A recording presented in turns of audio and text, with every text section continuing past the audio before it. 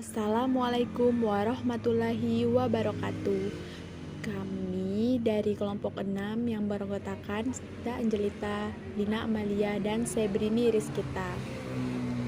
Materi yang akan kami bahas yaitu peran guru dalam pendidikan anak. Tugas mata kuliah pendidikan anak dalam Islam yang diampu oleh dosen Anissa Mawardini SST MPD. Bahasan materi yang pertama yaitu pengertian guru, kedua pengertian peran guru pendidik, ketiga macam-macam peran guru pendidik, dan keempat peran urgent guru dalam perkembangan pendidikan anak. Pengertian guru. Guru dikenal sebagai pendidik dalam jabatan. Pendidik jabatan yang dikenal banyak orang adalah guru. Sebenarnya, banyak spesialisasi pendidik baik dalam arti teoritisi maupun praktisi yang pendidik tapi bukan guru. Dalam konteks pendidikan Islam, guru adalah semua pihak yang berusaha memperbaiki orang lain secara islami. Mereka ini bisa orang tua, paman, kakak, tetangga, tokoh agama, tokoh perhatian penting terhadap keduanya, sehingga sebagai pendidik pertama dan utama bagi anak-anaknya, serta sebagai peletak fondasi yang kokoh bagi pendidikan anak-anaknya di masa depan. Banyak dalil nakli yang menunjukkan hal ini. Misalnya Rasulullah SAW bersabda, Kullu mauludin yuladu alal fitrati fa'abawahu yuhawidanihi au yumajjisanihi au yunassiranihi. Selanjutnya, pengertian peran guru pendidik. Menurut Imam Al-Ghazali dalam Wahyuddin Nur Nasution, pendidik adalah orang yang mengajar dan membantu siswa dalam memecahkan masalah pendidikannya. Sedangkan menurut kajian Islam, menurut Imam Al-Ghazali, pendidik adalah orang yang berusaha membimbing, meningkatkan, menyempurnakan segala potensi yang ada pada peserta didik, serta membersihkan hati peserta didik agar bisa dekat dan berhubungan dengan Allah Subhanahu wa Ta'ala. Peran guru sebagai pendidik merupakan peran-peran yang berkaitan dengan tugas-tugas pemberi bantuan dan dorongan, tugas-tugas pengawasan dan pembinaan, serta tugas-tugas yang berkaitan dengan mendisiplinkan anak agar anak itu menjadi patuh terhadap aturan-aturan sekolah dan norma hidup dalam keluarga dan masyarakat. Tugas seorang guru yang pertama dan terpenting adalah pengajar, murabbi mu'allim. Firman Allah dalam surat Al-Baqarah ayat 151 yang berbunyi, Kamu arsalna fikum rasulam mihkum yata'lu alaikum ayatina wa yuzakhikum wa yu'allimukumul kitaba wal hikmata wa yu'allimukum ma lam takunu ta'lamun. Artinya, sebagaimana kami telah menyempurnakan nikmat kami kepadamu, kami telah mengutus kepadamu Rasul di antara kamu yang membacakan ayat-ayat kami kepada kamu dan menyucikan kamu dan mengajarkan kepadamu Alkitab dan Al-Hikmah, serta mengajarkan kepada kamu apa yang belum kamu ketahui. Tugas guru yang kedua adalah sebagai pembimbing atau penyuluh. Hal ini digambarkan dalam firman Allah surat An-Nahl ayat 125 yang berbunyi, Uta'u ila sabili rabbika bil hikmati wal mau'izatil hasanati wajadilhum billati hiya ahsan.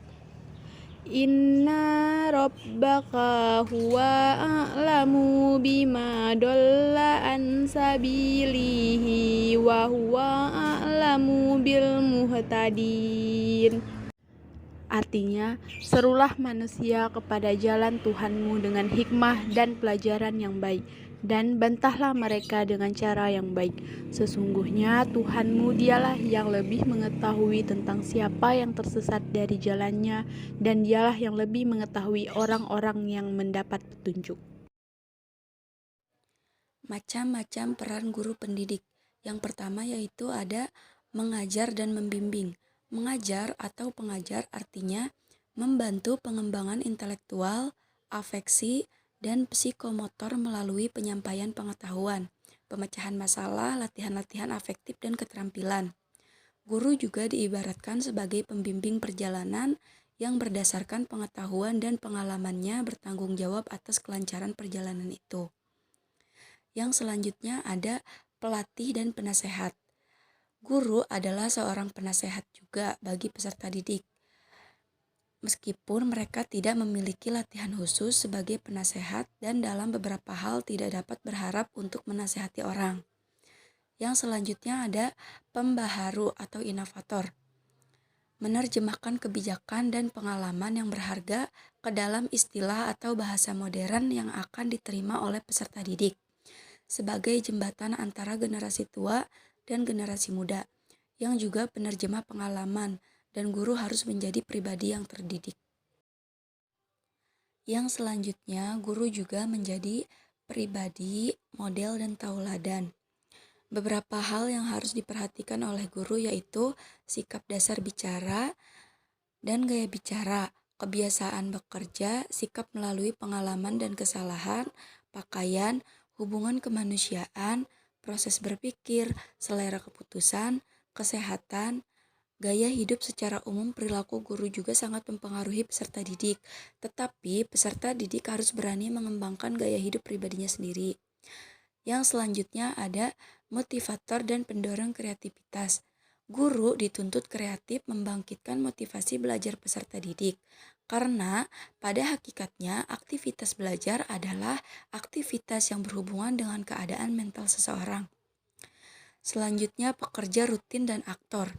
Dengan perannya sebagai aktor, guru hendaknya senantiasa menguasai bahan atau materi pelajaran yang akan diajarkannya, serta senantiasa mengembangkan dan meningkatkan kemampuannya. Yang selanjutnya ada emansipator, pengawet, dan kulminator. Peran sebagai emansipator ketika peserta didik yang dicampakkan secara moral dan mengalami kesulitan dibangkitkan kembali menjadi pribadi yang percaya diri. Sarana pengawet terhadap apa yang telah dicapai manusia terdahulu adalah kurikulum. Guru juga harus mempunyai sikap positif terhadap apa yang diawetkan. Guru adalah orang yang mengarahkan proses belajar secara bertahap dari awal hingga akhir kulminasi. Selanjutnya ada peneliti dan evaluator. Guru adalah seorang pencari atau peneliti. Menyadari akan kurangnya guru, berusaha mencari apa yang belum diketahui untuk meningkatkan kemampuannya dalam melaksanakan tugas. Peran guru sebagai evaluator dimaksudkan agar guru mengetahui apakah tujuan yang telah dirumuskan telah tercapai atau belum, dan apakah materi yang sudah diajarkan sudah cukup tepat atau belum. Peran urgen guru dalam pendidikan anak. Perannya sebagai pendidik pengasuh anak yang berperan dan berkaitan dengan tugas-tugas yang memberi bantuan supporter, tugas-tugas pengawasan dan pembinaan supervisor, serta tugas-tugas yang berkaitan dengan mendisiplinkan anak, agar anak itu menjadi patuh terhadap aturan-aturan sekolah dan norma hidup dalam keluarga dan masyarakat. Mempamerkan tingkah laku dan tauladan yang baik. Firman Allah Ta'ala, laqad kana lakum fi Rasulillahi uswatun hasanatun liman kana yarjullaha wal yaumil akhiri wa dzakarallaha katsiran. Yang artinya, sesungguhnya telah ada pada diri Rasulullah Shallallahu alaihi wasallam itu suri tauladan yang baik bagimu, yaitu bagi orang yang mengharap rahmat Allah dan kedatangan hari kiamat, dan dia banyak menyebut Allah. Al-Ahzab ayat 21.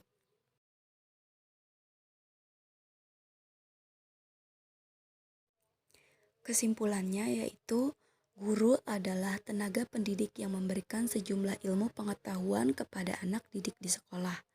Guru juga bertugas menanamkan nilai-nilai dan sikap kepada anak didik agar memiliki kepribadian yang paripurna. Sekian pembahasan dari kelompok kami. Terima kasih atas perhatiannya, teman-teman. Sampai jumpa.